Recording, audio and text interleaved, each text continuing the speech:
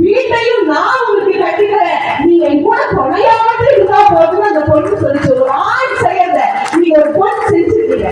அந்த பெண்ணினுடைய தைரியத்தை பாராட்டினா இன்னைக்கு தமிழ்நாடு முதல்வர் அவங்களுக்கு ஒரு வீட்டையே பரிசா கொடுத்துருக்காங்கன்னு சொன்னா இதுல சார் வளர்ச்சிக்கான ஒரு அங்கீகாரமா நான் பாக்குறேன். நீங்க ஒரு பெண்ணினுடைய படிப்பு எந்த படிப்பு படிப்பு தெரியுமா? இவ்வாறு நிறைய செஞ்சுக்கிறீங்க.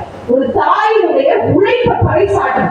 நம்மளாம் நினைக்கிறோம்ல, கடினமான உழைப்பு அப்படின்னு சொன்னா ஏதோ மண்ணு வெட்டுறதும் மூட்டை சுமக்கிறதும் இல்ல வண்டி ஓட்டுறதும் இதெல்லாம் இல்லைங்க. தூய்மை பணியாளர்களுடைய வேலை ரொம்ப கடுமையான வேலை. அவங்க மனதளவையும் சரி உடலளவையும் சரி நிறைய விஷயத்தை சந்திக்கிறாங்க. நாம இன்னைக்கு படிச்சாச்சு வளர்ந்தாச்சு. ஒரு தூய்மை பணியாளருடைய அம்மா பொண்ணு வந்து ஒரு டாக்டர் அவங்க, இன்ஜினியர் அவங்க, ஒரு தாசில்தார் அவங்க, ஏன் கலெக்டர் அவங்க பெரிய விஷயம் இல்லை. இங்க நாகர்கோவில் கிட்ட மலர்வதின்ற ஒரு பொண்ணு ஒரு எழுத்தாளரா இருந்தாங்க. அவங்க ஒரு புத்தகம் எழுதினாங்க. அந்த புத்தகத்துக்குள்ள இருந்து அப்படி வாங்கி அதை படிங்க.